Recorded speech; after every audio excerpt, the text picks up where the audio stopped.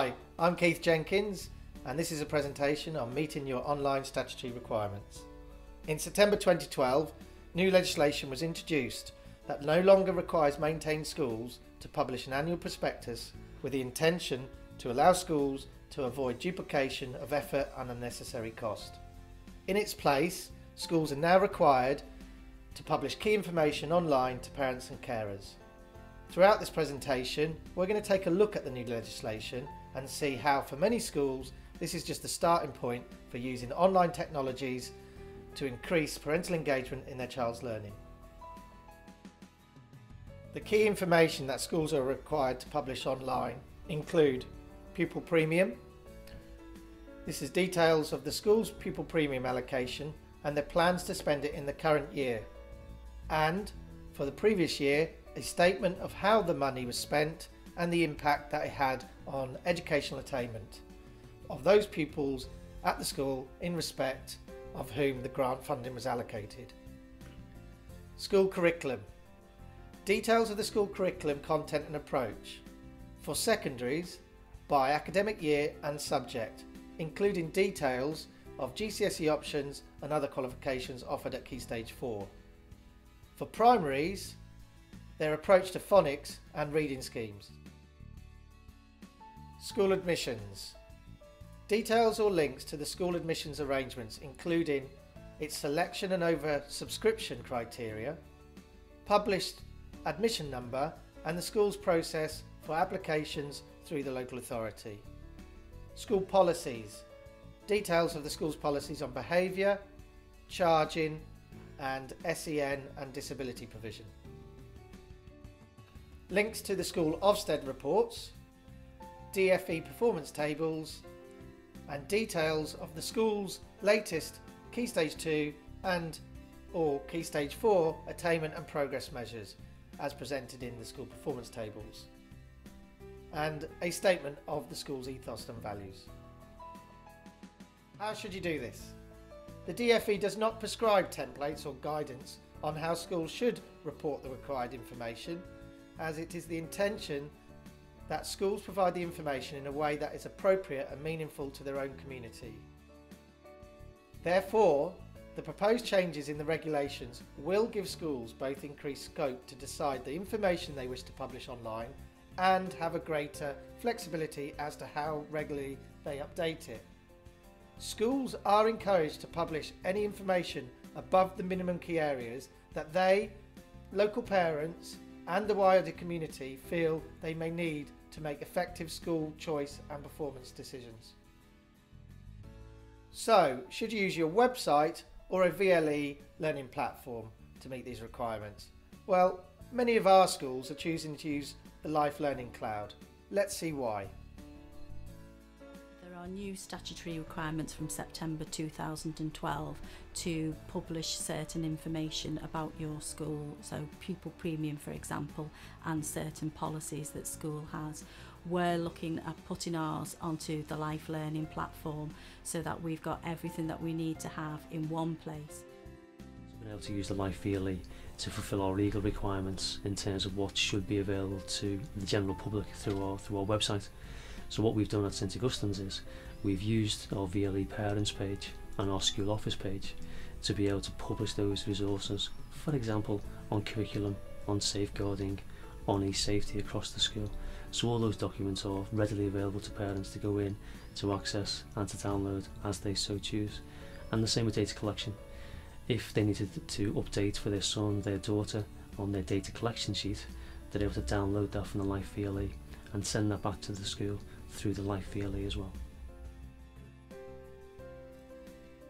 Let's now look at some examples of schools who've chosen to use their VLE learning platform as a way of meeting their minimum requirements. Here we have Meadowshore West Community Primary School in Holton, and as you will see, they've created a public area within their learning platform which links to their latest OFSTED report, Key Stage 2 results, but not only that, provides letters and further information to their parents. Here we have West Hove Infants, a school in Brighton and Hove, and rather like Meadowshore West, they've chosen to create public areas within their learning platform and in this instance an area for parents, which also includes information on the pupil premium. They have also created a school policies area which contains links to all of their school policies, including the behaviour and charging policies, and further information on curriculum. For further information on the minimum requirements, it's probably best that you have a look at the DFE website. The address is here. There is also a great site with some fantastic resources on the Clerk to Governor's site. Here's the address. Why should schools go further than just the minimum requirements? Well, there's a number of reasons why you should go further. Let's just have a look at a few of them. OFSTED Inspections. As mentioned in the earlier video clip, we are finding that more and more of our schools are using their learning platform to help with their OFSTED inspections. Here's why. Before a school inspection, inspectors will make use of evidence to develop an initial picture of the school's academic performance. Planning for the inspection is informed by the analysis of the following: data from Raise Online, the sixth form performance and assessment Panda report, the level 3 value added data and available data about success rates, previous inspection reports, findings of any recent Ofsted surveys and or monitoring letters, responses from Parents 4 on Parents View 5, and issues raised about or the findings from the investigation of any qualifying complaints about the school. And importantly, information available on the school's website, which may include a prospectus and other information for parents. Inspectors now use your website as one of the few places to gather information prior to their inspection. This is the only aspect of pre-inspection evidence that you have full control. Therefore, we are finding that our schools are making use of the VLE learning platform to increase the chances of getting an outstanding report. Let's hear what the head of St Augustine's in St Helens has to say. From the 1st of September, with the requirement of the new Ofsted framework for schools to publish certain amounts of information and certain types of information, then I think that the VLE is the perfect vehicle for that. You can visibly have, for anybody to click in, some of the information that is required, but other information that you might only wish an inspection team to see. For example, your school self-evaluation form, you can give them a login to the Life VLE where they can access your school improvement plan, your self-evaluation form, and any other bits of data that they wouldn't normally be able to retrieve from Raise Online or from other public sources that you, the school, holds. You can publish that through your VLE to the Ofsted inspection team. So in that sense, they're much more informed before they arrive in school, and it saves you trying to scrabble around for those bits of information when they arrive very quickly after the first phone call. So, as we've just seen, one way of improving your chances in your Ofsted inspection is to issue logins to your learning platform or VLE to the Ofsted inspectors to be able to view specific and relevant content before they arrive. Parental engagement. Another reason to use your online presence to go further than providing the minimum online requirements is parental engagement. The SSAT carried out DFE funded research across more than 700 schools, which is summarised in the book Do Parents Know They Matter? In it, their findings are: there is a consistent relationship between parental engagement, particularly hard to reach parents, and improved attendance, behaviour and achievement. We are therefore seeing schools providing more information to their parents, but also through doing that they are increasing the parental involvement with the school. But what is interesting, we are also then seeing schools using this as a way to increase their parental engagement with their child's learning. Here is a video of the head of Exeter Lane Ends in St Helens talking about how they are working with their parents. Try to engage our parents in the learning platform in many ways.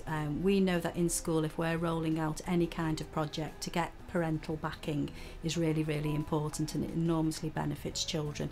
And the long-term effects of that is that makes life easier for staff as well if everybody's involved in that too.